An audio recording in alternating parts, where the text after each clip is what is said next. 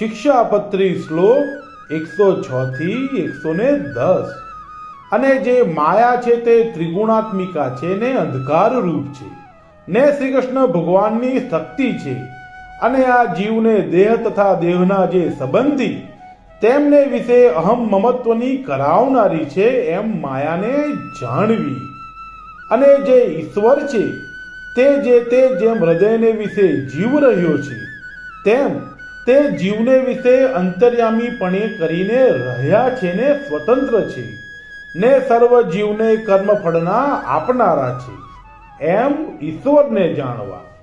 અને તે ઈશ્વર તે કયા તો પરબ્રહ્મ પુરુષોત્તમ એવા જે શ્રી કૃષ્ણ ભગવાન તે ઈશ્વર છે અને તે શ્રી કૃષ્ણ જે તે આપણા ઈષ્ટદેવ છે ને ઉપાસના કરવા યોગ્ય છે અને સર્વ અવતારના કારણ છે।